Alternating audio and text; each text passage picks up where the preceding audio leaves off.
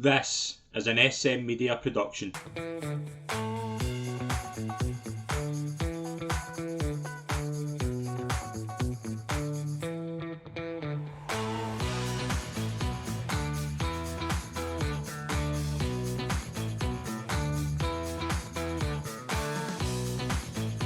Hi folks, and welcome to the latest episode of the Betting Ring, SM Media's horse racing show. I'm Scott McPike. It's an absolute pleasure to be your host as always. And as always, I'm delighted to be joined by from the Scottish Daily Mail, Calum McClurkin. Hi there. Yeah, all good. Yeah, looking forward to the derby in the Oaks. Hopefully, it will pass without any incident with the potential protesters that are going to happen. So yeah, it's both are quite open, but all the big yards are still fairly well represented, so it should be good racing. Yeah, it's going to be a good weekend. Obviously, we've had quite a few kind of big races to talk about over the past few weeks. Anything kind of catch your eye? I mean, there's a lot of kind of Ascot talk. Obviously, with the Irish Guineas, Paddington and Tahira looked really good in them. You've Luxembourg coming back to form. Desert Crown obviously been beaten in his reappearance. There's been quite a fair bit going on actually in the flat world. Yeah, it kind of ramps up in June and the next few months. I've seen a couple of good 2-year-olds as well. I think Elite Status would take a lot of beating in Norfolk after winning the national stakes for Cal Buck that way. You'd probably be looking at 5-4 if it was trained by Ian O'Brien, for instance, or Charlie Appleby for that. It doesn't look a strong 2-year-old race, that. Not seen many Americans options maybe coming across the water quite yet. So I think juvenile ones looked well to plunder. Little Big Bear coming back to form over better ground sprint trips was quite interesting. He looks pretty short now for a good looking Commonwealth Cup. Mm-hmm. Modern Games winning quite well in the Lockins. And the Queen Anne looks a good race. So the Prince of Wales looks pretty open as well. And the Gold Cup and Elder off shape pretty well as well. So there's no kind of outstanding candidates in those races. Some of them are short enough. Some of them are decent enough favourites. But there's no kind of there's nothing that you can really see being backed into odds on at the moment. Yeah, and I think that kind of presents a bit of an open field. I think we're going to have a lot of interest, and there's certainly a few races this week. Obviously the big ones, but there's a few races that are very open. A lot of interesting runners, and nothing really newsworthy in the kind of across the kind of world apart from that. They obviously do the Rachel Blackmore Colbegan situation. Nothing of any note kind of happening. A gambling review, things like that. Very quiet and out with that. Yeah, I think there's just kind of problems from both sides. The BHA seem in a kind of rock and a hard place between animal welfare protesters and activists on one side and the gambling review on the other, and then trying to juggle this kind of new and fixture list, which is proving a bit troublesome with race courses and maybe stable staff not quite fully on board with it. So it's a bit of a period of change. As for kind of inside racing stories, probably not much. Frankie Dettori continues his farewell season and things like that, and it keeps kind of plodding onwards. When Royal Ascot comes in, it'll probably reveal a lot more because horses kind of true ability of the season's coming in. They're all still kind of having prep runs, and you get the derbies out of the way. The classic form hasn't been too inspiring, particularly on the colt side. I think the 2000 Guineas I thought was pretty poor. The Irish edition wasn't much better, if any better. And the 1000 Guineas is to here and Moj are pretty good. That's maybe about it at the moment. The Coronation Stakes should be good. Queen for You will be an interesting ulterior angle there. So the St James's Palace, Charles Hill has got a horse that's going to like 6-8 to 1, and there's a Godolphin horse that Gosden trains 8-9 to 1 that weren't even considered for the Guineas that look far more attractive options than Chaldine and Paddington at the moment. But again, it's open, and you're going to find these kind of 3-year-olds at Group 1 level beginning to kind of match each other out, and then come June, July, they can take each other on against the elders, and we can really kind of see where they're at. Yeah, absolutely. But we do have a busy weekend to preview. We have the Epsom Festival. We've got obviously the Betfred Oaks and the Betfred Derby, the next two classics on the agenda. It looks like it's going to be good ground. It's shaping up to be a very fascinating weekend of racing. It does. Hopefully, it is good ground. I mean, you've got to keep an eye on the watering policy. If it runs slower than good, or the slow side of good, or the quick side of good, because you're never quite sure. But it's really running any ground that's got firm in the description. I mean, look at the going stick; it's about 6.9, 6.8, something like that. That would be probably just about bang on good ground. Maybe soft in a few places, but around Tattenham Corner, it's usually pretty quick. Then the straight will be probably good ground all over. So yeah, hoping for reasonable ground. Hopefully it's not kind of overwatered. I mean, Haydock on Saturday was farcical in a way. It's the way they kind of just went up that rail. Anything that went up there won, because that's where all the quick ground was, and that shouldn't really be happening at a Temple Stakes meeting like that. So and we've been wary of what's happened in some Oaks days when they've just went to that far rail, because it's been raining on top of water ground. Shouldn't be any rain here, so you should get fair conditions. Hopefully, solid good ground all round, and that really shouldn't offer any excuses for horses that like it quicker than that, or a wee bit slower. So they should be best horses win this. Yeah, absolutely. And that brings us to the first race we're going to look at, which is the big race on the Friday, which is the Betfred Oaks for 3-year-old fillies over 1 mile 4 furlongs. And it's an Aidan O'Brien Ryan Moore horse at the top of the market, Save the Last Dance, who she looked like a monster at Chester, won by 22 lengths. She leads a betting at 5-4. Soul Sister, Frankie Dettori's final ride in the Oaks, she looked just as good actually at the race at York in the Musadora. She looked as if she came on a bundle for good ground. You've got the likes of Roaring Lion at 6-1. Where are we with the favourite? Let's start with Save the Last Dance. She really kind of took the bull by the horns in the race at Chester. She's won in heavy ground. It's going to be a different ball game, getting into a bit quicker. How are we feeling about a 5-4? What do we think? Well, I mean, you're banking on, is she the superstar that you think she might be or not? It's a bit of depth to this. There wasn't at Chester. Probably be a laughable field, but did it in style. 22 lengths, soft ground. She hasn't raced in anything that's got the word good in it before. She looked a bit quite cumbersome, in the first circuit of that race at Chester. Looked a bit tight for her. She looked big, and then absolutely flew home. They went hard enough. It exaggerated her winning margin a little bit, but particularly on soft ground. But I mean, the final 2 furlongs were wildly impressive. It was quicker than the sprinters there. So yeah, she's definitely a massive talent. I mean, she's a right favourite, but there's only a pound between her and Soul Sister. Running Lines probably got a chance as well. There's probably Aidan O'Brien maybe putting a couple of pacemakers here to ensure that this will be a proper stamina test, because that seems to be right up her street.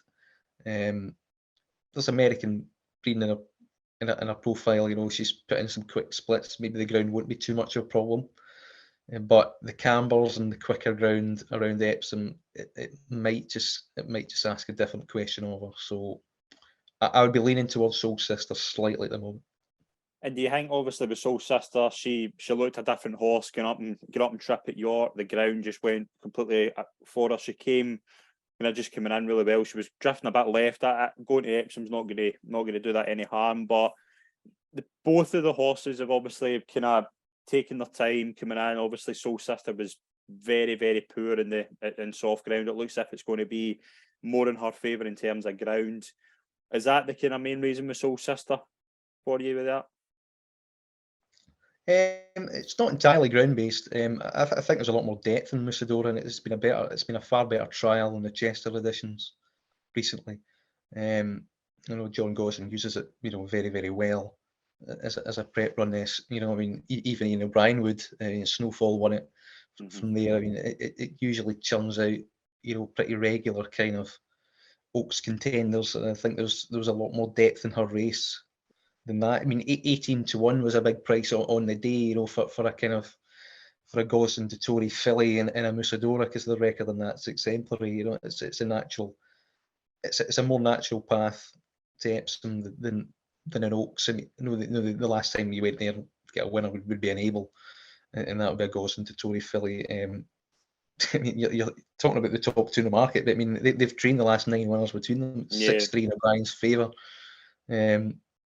I just think Gosden and the Tory, I think they can make it 6-4.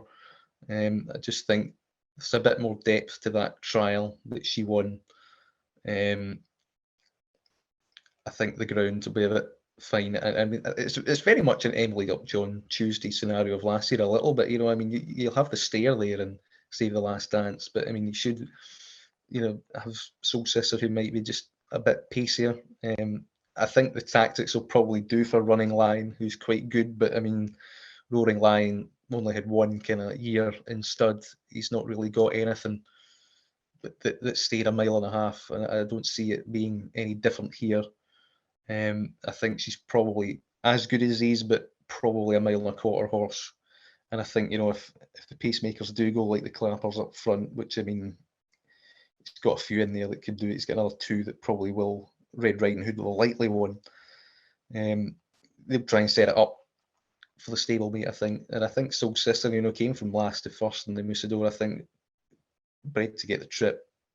I think she'll be absolutely fine with it. So, yeah, I just think she'll probably just track Save the Last Dance and maybe do it for a little bit of speed at the line. But it's really hard to get away from those two at the top of the market. Yeah, I'm kind of Running Lion. I think she's got a bit to find in terms of the form of the last race, but it's hard. Prices as well. Soul Sister 9-4. I think I'll just edge with her. So is that 2 votes for Soul Sister? I think so. Yeah. I mean, it's very hard to split both of them. I mean, Eternal Hope. In that Linfield form, we'd be happy. Looks like, I mean, you need to take a big step up there. If there was a sleeper in here, it would probably be the Menace horse.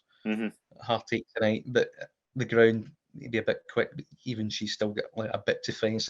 I mean, if you're lucky, you get 4 places without the favourite market, then maybe her would be interesting. The Balding horse might have a squeak as well.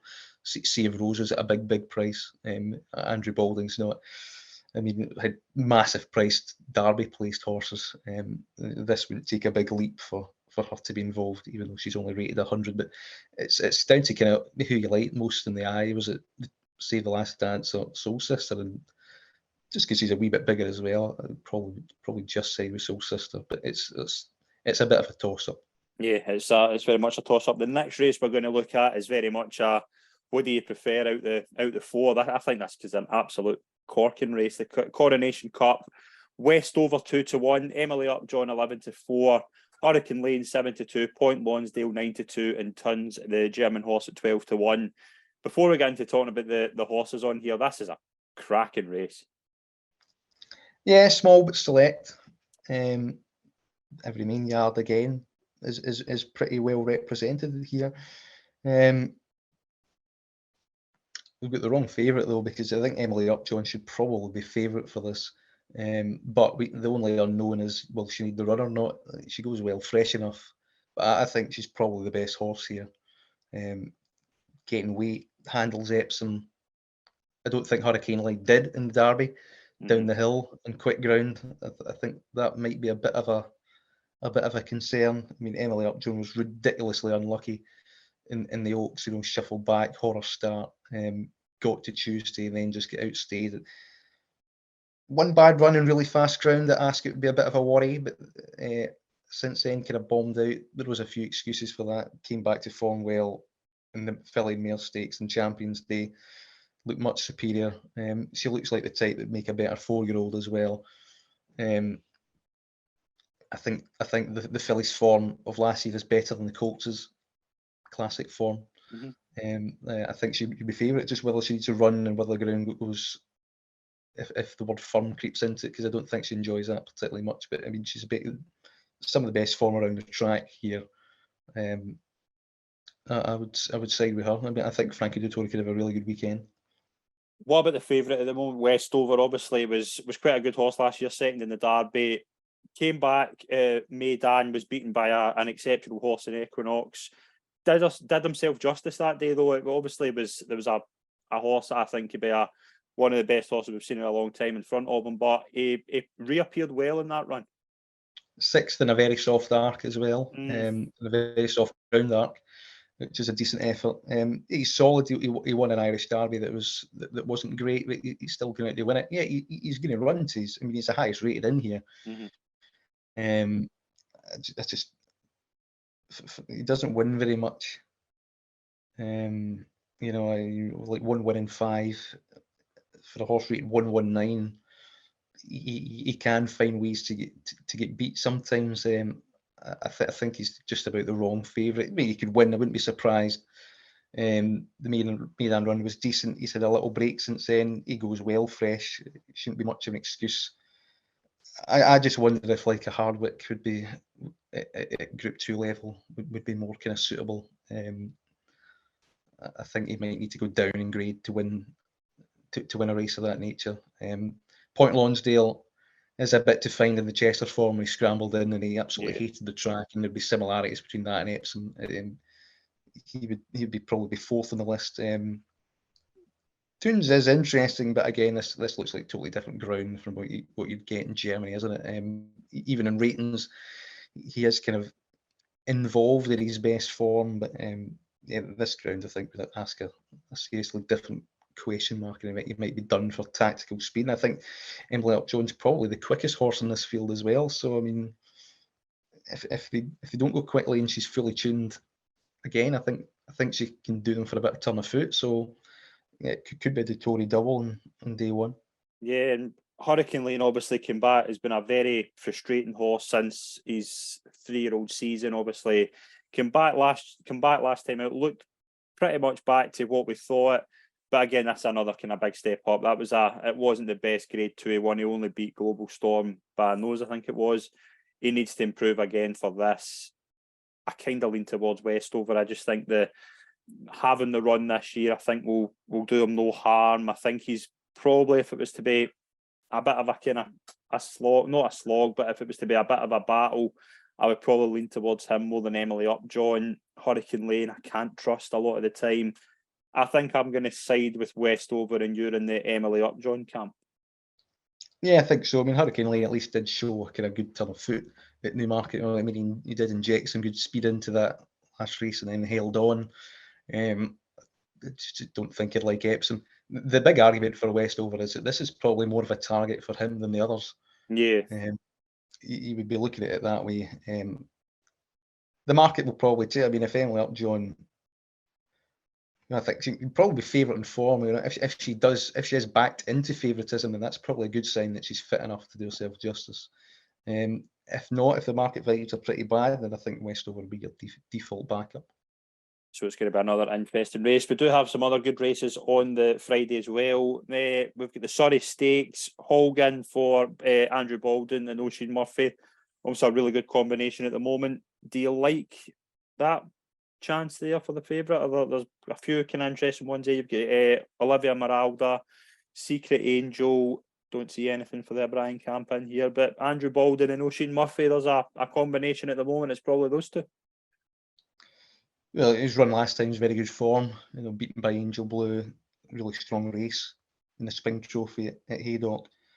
Yeah, on that form, a replication of that, he'd ought to win this. He improved to go up to 7 furlongs. So speed-based tracks, enlisted level, decent ground. Yeah, I would. He's got kind of £4 or £5 in the locker there. I would think 11-8-64 is probably about right. Streets of Gold's interested, comes back to a bit of form. It's probably the main danger for me, but yeah, that's a race that looks hard to get away from the favourite in. Yep, and we've also got 4 handicaps as well. Anything catching your eye for them? You've got the 2 o'clock. You've 2 o'clock. We've got 2:35, 3:45, and 5:45. I'll have a flick through. I mean, the Woodcote, I like Hatton. He's shaped really well in Goodwood on debut. Richard Hannon that's normally a race where he kind of runs a really decent kind of horse. Pat Dobbs on board, and then he made a mockery of a kind of similar Mickey Mouse novice at 4-9 and absolutely hacked up there. It's decent form. I think it's better than the Chester form. Him and Camden Colt, another Hannon horse, they'd probably be tough to split there. I would just be siding with Hatton though. I think he's probably get a bit more upside. 2:35. I would have liked to be in Fantastic Fox, but he's been drawn 13 of 13. He's out to 13 to 2 a little bit. That makes life a bit trickier. Wouldn't particularly be sweet on the boy favourite there either. To be honest, I don't think he's particularly well handicapped. I just think they've seen Buick on board and put 2 and 2 together there. I don't think that's got much in hand, so I'll be trying to take that on. The 345. Again, I've been inclined to go away from the favourite. I mean, Tozu's back at a decent trip. Should handle the ground. Likes a good pace to aim at. 10 to 1's not bad. Neither's Masakela, who's actually in a race. He's got a chance of winning. Off 99 now. It's kind of these stiff marks. When he was fourth in the Derby, for instance, last year. I mean, he's now beginning to he's beginning to come down the weights a little bit, and back to 1 mile 4 helps him. He now has a realistic chance in a handicap. Anything north of 100 means not. But I mean, him, Balding and Murphy, them at 10, 12 to 1 would be interesting. So, I mean, just having a fly through, but I would again try and get the favourites beaten in the last. I've got no kind of real interest in that at the moment. And we'll move into Saturday. We obviously have the showpiece, which is the Betfred Derby. Always a highlight of the season for me. We have a strong favourite again. Auguste Rodin has been well backed actually at 1:30. Before we get into talking about the race, it's going to be run at a very unique time at 1:30, obviously, to beat the FA Cup and the Scottish Cup. Again, we could get into a rant about that, but that's a different sport. What's your thoughts on that? 1:30 for the Epsom Derby. Well, I mean, it is what it is. I mean, I'm not too bothered by it. For newspaper writers like myself, earlier the better. But it probably helps anything. It's been moved from its traditional spot, but I mean, this is where kind of the BHA make a rod for their own back, and kind of they've had this premierisation thing, which they want a window between 2 and 4 o'clock. You've got the Derby out with that window and the Grand National out with that window. 2 of the most famous races that this country can ever possibly stage. It's puzzling in that regard. It's a unique kind of one-off thing. It'll go back to its kind of usual 4:30 slot, I would think, after it. And this is what it's like for the season. And if it helps ITV's kind of build-up schedule, and it does, it's not something that doesn't bother me. Maybe the Irish coming over and moving it so drastically might affect their preparation slightly. That's not ideal, given it's a kind of a big shift. You wouldn't want to be kind of doing this too regularly by just moving it by it's not just like half an hour. It's like it's a completely different place in the schedule. So yeah, they've got a bit of kind of sounding out to do in that regard a little bit. But as long as it's a one-off, then it's probably fine by me. And we'll move into talking about the race. Auguste Rodin, obviously previously mentioned, 5-2 favourite, has to bounce back from his disappointing run in the Guineas. Military Order looked really good the last time at Linfield on the all-weather. We had Passengers 9-2 for Michael Stout, obviously going for back-to-back victories in the race. We also have Arrest, the Tories' last runner who was pretty good actually, I thought, at Chester on soft ground in 12-1 bar. We'll start by talking about Auguste Rodin. Obviously, we had high hopes for him at the start of the season. Disappointing in the Guineas. You can argue things didn't go his way, but there's still a lot of talk around about this horse. O'Brien thinks the world of him. Right favourite? Favourite by default, I think, in an open year. I think they're just kind of looking more at his 2-year-old form and throwing out the Guineas. If you're inclined to throw out the Guineas, then yeah, probably he's got the most potential. He's got a bit of wow factor about him from his 2-year-old days. He's been strongly backed, and he's been backed he was like 5-6 to 1 the weekend, and it was kind of like 4-5 to 1 the field, and say who do we trust the most? Horse, trainer, and rider, and you kind of go the Coolmore route, don't you? Is this the Facile Vega of the flat season? Well, he's not a bet anymore. That's the point now, isn't it? I mean, you can't go in at 11-4-5-2 when you've been beating 22 lengths in a Guineas like that, and at least his stablemated excuses. He wasn't going to stay. He finished lame, Little Big Bear, messed about with the start as well. Auguste Rodin, yeah, it didn't go right for him, but he showed nothing. In Sakir and Royal Scotsman, both backside the draw, at least he showed something. Now maybe he's been minded and he's not been taken out of it too much, and therefore he's now completely A-OK. But it was always going to be the starting point for him. It was always probably likely going to be too sharp a test. Even so, you would have liked him to kind of at least like hit a line or come home with a bit of zest in him. And there's been absolutely nothing in regard to what happened. They've just been kind of told, well, we don't know either. Throw it out. This is going to be much more suitable. Even with the training and that, I mean, and obvious connections. You know, if there wasn't a Coolmore connection here, you'd be looking at 8-10 to 1 here at best. He wouldn't be for me. Too much risk attached. Wouldn't surprise me if there was something that was going to dot up massively. Probably will be him. But there's a lot to take to trust here, and now you've got a poor price to boot. So no, not for me. The thing about Gus Rodan for me is, and I don't know if you'll agree on this, at the last season you were thinking, yeah, Derby, that's where I would kind of say out the three classics he would be most suited. Guineas, you had him more, you were hoping his superstar form would just get him through that, and then you would move on to this. I fancy him more for this, but again, it's similar to what we spoke about 3 months ago with a certain horse. You're having to take it and trust that he's back to his best, and it doesn't always happen, especially in this type of race, because how many times have we seen a horse well fancied for the Derby and just something just not click on the day, and then they go on to a superb career. I mean, we spoke about it so many times. This could be a similar story here. I just have this feeling. I think 5-2 is very short for what you're taking a lot in trust. You're just, again, similar to the Guineas, you just think now this horse needs to be an absolute superstar to win, because you can't really back him. If you can't back him on his last run, you have to. There's a lot of good horses in here who I think deserve respect, and at 5-2, I'm just not as siding with him as I thought I would be. No, he might come back out, but he's just going to be backed in. You could take the chance at 5-6 to 1, something like that, maybe 9-2 be a minimum. The Yard were not in form at the time of the Guineas. They are now. They've brought Luxembourg back. They've brought Little Big Bear back. Could they do it here in the Derby? It's a bigger question to ask, but it's definitely not beyond the powers of Aidan O'Brien. I mean, I remember like Saxon Warrior went, oh, he's a Derby horse. He wins the Guineas and didn't stay the Derby trip. So he was odds on. So it can work in different ways. I just think now the price is gone. You're kind of you're inclined to look elsewhere now and take him on. And I think bookmakers will probably take him on in the day as well. I mean, like to have a Derby favourite like that beating 22 lengths in the Guineas. I mean, you rarely get Derby winners outside the top three in their last run, wherever. Would it be like a maiden when Serpentine won it, for instance? But it was still kind of winning form at least.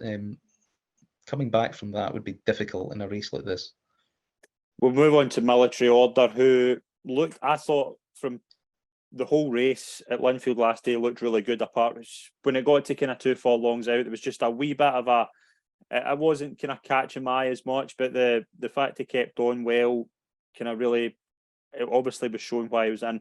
I wasn't as blown away by this as I think a lot of people were. He's probably out the 4 at the top of the betting, the one I'm leaning the most against to at the moment.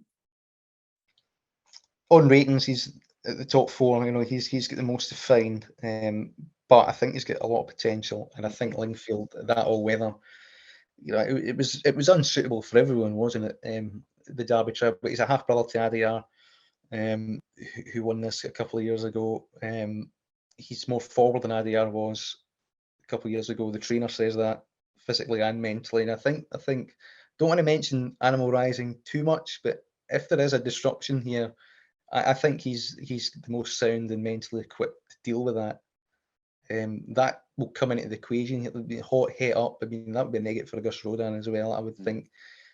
I don't think he's that likely to be kind of buzzed up as many here.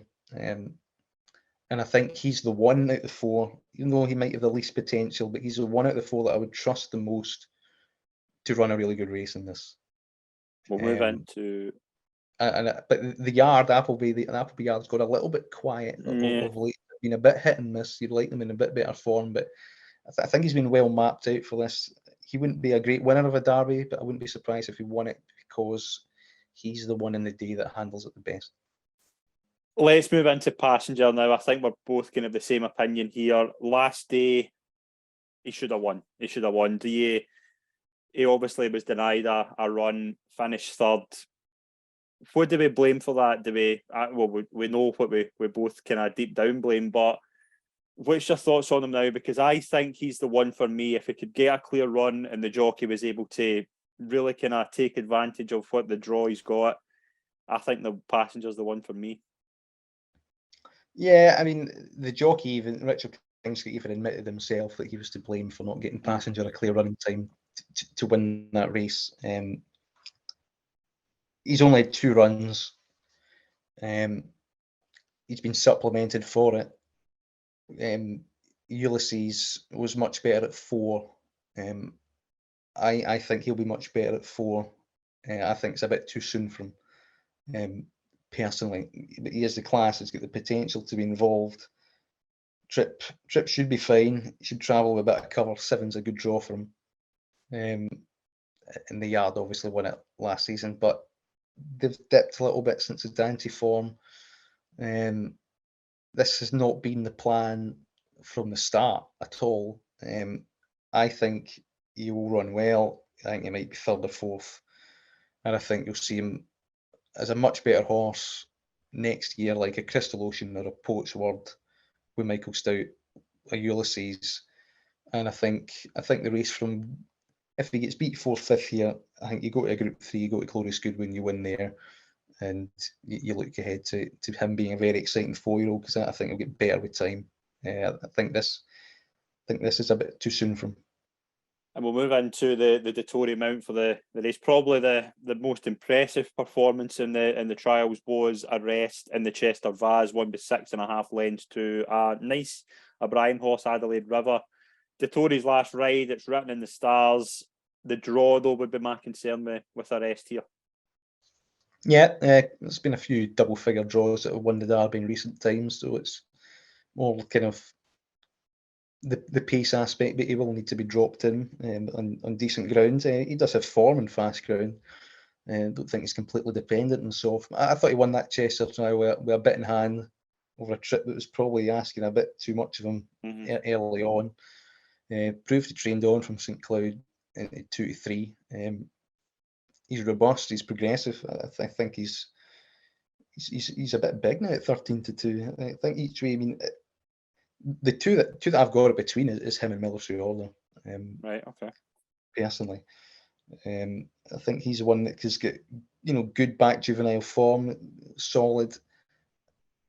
It depends if Epsom gets a little bit too quick for him around those bends. That might be a bit of a concern. He might need to kind of take his time around there, but he does have form and quicker ground. It's not alien to him. I just liked how he did it in Chester. He shaped as if he had more to offer, and that form already puts him in the picture.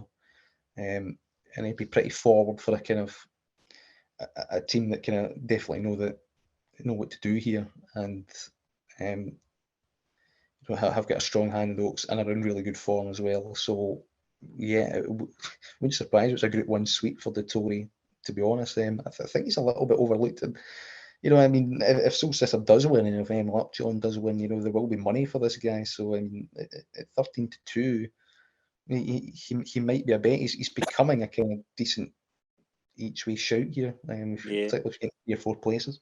Yeah, I think 11 to 2. I see 11 to 2 for both Passenger and the rest. I would probably lean towards Passenger just at the moment out the 4. Out with that, you've got Spreewell at 10 to 1.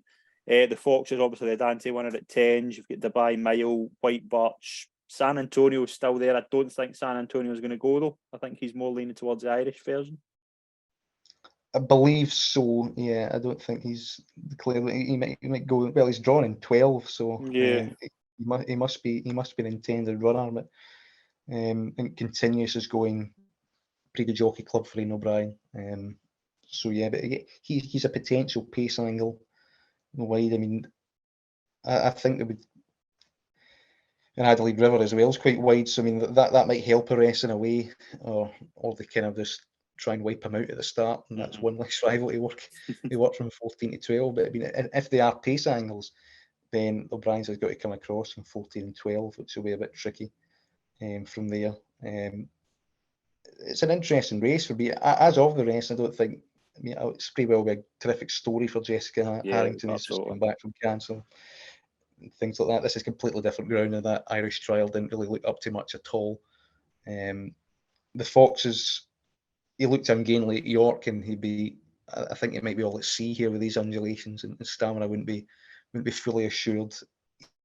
For a Dante winner at 12 to 1, it's a fairly big price, but he wouldn't be for me on that track. I think he'd be more kind of suited to conventional, Ascot type kind of York track. He could be one that disappoints and comes back quickly in Royal Ascot and improves that form all wrong. Dubai Mile has got form tied in with a rest. As a 2-year-old, he was the one that shaped. He was the one that ran the good Derby trial in the Guineas and staying on 5th, but that didn't look a good race. Again, quicker ground would be a big question mark for him. He's well drawn. He can lead. He probably put pace in it. The one at an each way price, the obvious one's White Birch. Yeah. Being completely looked over. Running on second in the Dante. Colin Keane on board now. I mean, that he ran a completely adequate race. Yes, he had that kind of spin at Leopardstown before then that made him race fit, but he looked very conventional, uncomplicated. He's going to get a decent pitch in 2. He's going to come home well. He's going to stay. His form. He's a pound better off with Military Order, for instance. He's rated the same as Passenger. 16s is more than reasonable as an each way shout for him. So I mean, if you look at one at price, it'd definitely be him. So I'm going to select Passenger. I think Passenger's the one for me. If he gets a clear run and the jockey has a better idea, I think Passenger could be the one for me here. And you are finding it tough? So many caveats here, I mean, I'd be probably Military Order and each way White Birch. Again, a rest is not out my thinking at all, but it will be. It's definitely between those 3 for me. Yeah, I think it's a very good derby. We'll move into the race before that. We've got the Diomed Stakes. Highland Avenue, who was 3rd last time out, beaten by Adiyar, obviously a former derby winner. Those to come back 11 to 10 in the market. You have a few other horses in here as well who deserve respect. Buick and Appleby, can they get their Saturday off to a winning start? On form, on figures, probably should. Not convinced by him though. I mean, for further, he set the pace up for Adiyar, and that looks good form, doesn't it? But and coming back from a layoff as well. Maidan last year though, he ran some pretty drab races. He's not one to completely trust, and he's given weight to a decent 3-year-old in Colstein, who I prefer of Roger Varian's. Right. Giving a stone to him. Ran pretty well at Goodwood behind Sergio's Gift, who is now 8 to 1 for St James's Palace, who looks like the alternative horse to kind of all your Guineas form and stuff like that. He's well regarded by Roger Varian. The yard at last beginning to find some form. I would think just taking a flyer at him in Regal Reality looks, a bit too old for this now at 8. He seems to be regressing. Same comments apply to Escobar. Imperial Fighter might actually run its odds in a race that's a bit more kind of realistic for him. Try something different at Newmarket that didn't work. But I mean, on figures, he's not far away. So 16 to 1 for him wouldn't be too bad. And Marie's Diamond will be there for as a pace angle. So I think it would set up well for Colsai. He'd be the main one. Keep an eye out at Imperial Fighter, see if there's any money for him. But at those odds, I'd be against a Godolphin horse. Yeah, I like the horse that beat Kosai was a Charles Hills horse that's quite high up in the betting for a race at Royal Ascot. Is that right? Yes, 8 to 1 for St James's Palace. Yeah. It's not the easiest of names to say. It's something like Sircoy's Gift or something. Right. Okay. Yeah, I remember that. Yeah. I thought I was impressed that day. And Kosai was favourite. Ciro's Gift. Yeah, Colsai was favourite. Didn't get out in time really to challenge. Wouldn't have won anyway. But I mean, that's just looking increasingly better and better form at Goodwood's. Yeah, I think that's more interesting. The weight for age allowance here is massive for this level, for a 3-year-old. So coming here is interesting, and he's getting £10. Yeah, Yeah, which that's would good. put 'em- which kind of would wipe out the deficit anyway on ratings with the majority of these. So I find him more interesting here in horses that like fairly exposed, you know, high 100s horses really. He could maybe a bit better than that. And then we've got another race to the Princess Elizabeth Stakes. We have Prosperous Voyage for Frankie Dettori at the top of bet, and we have Pop Over for Cheveley Park, Michael Stout, Ryan Moore, 9-4. What do you fancy in that? Favourite Prosperous Voyage back in quicker ground. It would definitely suit a lot more, slightly back down in trip, and also round the bend be a bit more pace, kind of a pace emphasised track. Right favourite, hard to beat. The one at a price that would be interesting is Shara of the Goslings and Jim Crowley, Sharwell Estate. Because I mean, last run you kind of bombed out a little bit, but back at this kind of level, I think there's a lot more kind of interest there, and in better ground that would definitely would suit her. So she could maybe stalk into it and maybe nick a slice of the pie. But I mean, I think I wouldn't be surprised if Prosperous Voyage just pulled out and made all here and would hang on in this quicker ground off slightly shorter.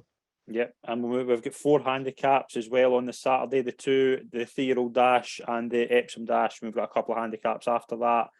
Very kind of open fields, which are your anything for those two at the moment. Well, now we've got the draw, but I mean, Miss Brazen was interesting for Mick and David Easterby with Tom Marquand booked in the 3-year-old dash. It's about 11 to 1. I quite like Tattersall as well, Michael Dodds at 14s in that race. I would kind of go with each way angle. The favourite JM Jungle ran pretty well at York, but the two in behind that I've mentioned there have got a bit of a weight pool here, and they were kind of there to be shot at the front for a long, long way. Like Epsom, the downhill aspect of it suits front runners more. You can hang on for a little bit longer there, and this is also less competitive and less busy, so it might allow Tatterstall and Miss Brazen to kind of hang on a bit better. So they might be seeing a better effect there. So them each way would be interesting. I quite like the Ed Walker pair in the dash itself. Market's coming for the Midland Park Duo, Silky Wilkie Clarendon House. I quite like Mountain Peak at this at 16s. Again, Tom Marquand's on board, but he was second at 50 to 1 in this last year, and he showed no form whatsoever. It can be a bit of a specialist dash track. A middle draw is usually good. 13 should be fine.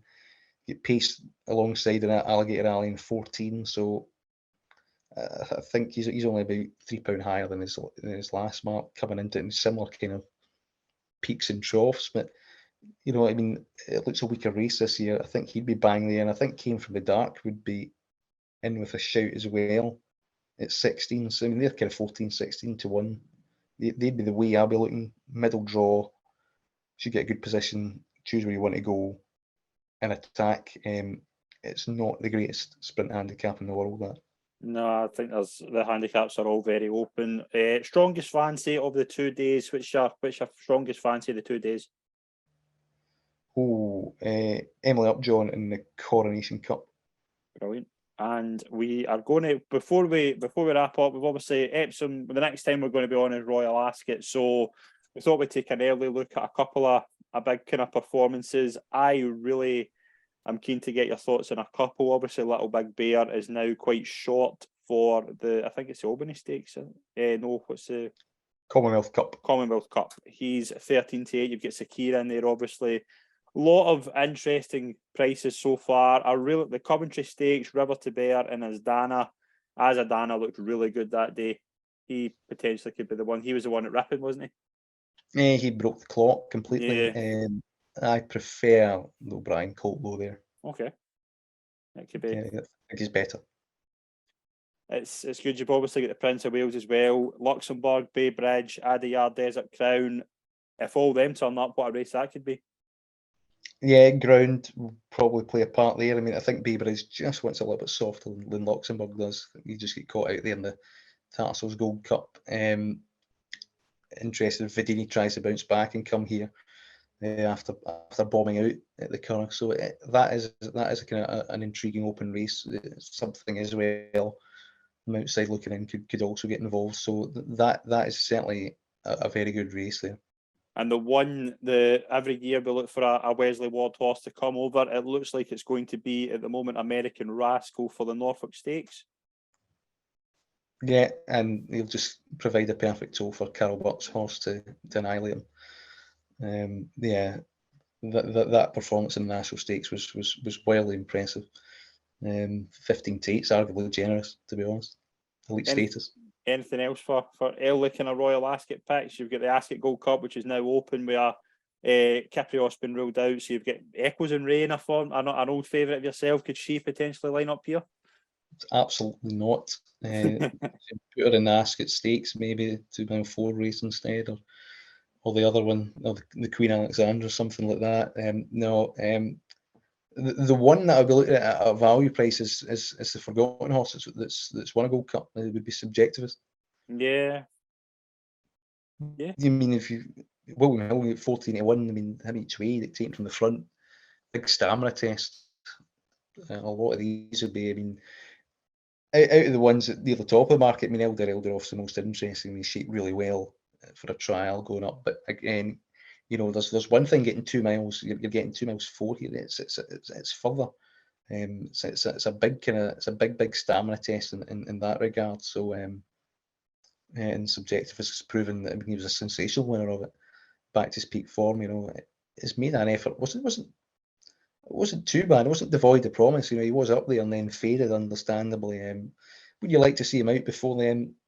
Maybe you would. But you know, I think secretly he's going away. He's been fine. I've seen bits of him in the background. He's there. He's all fine, and he seems to be fit and ready. So he should get decent ground. I think he's a bit of a foot on a horse. So, you know, if they all turned up with their peak form, he'd be the winner, without a doubt. So yeah, him at 14s, you'd be half tempted. Yep, absolutely. It's been a fascinating show, Calum. Best of luck for Epsom this weekend, and we'll see you for Royal Ascot. Thanks very much again.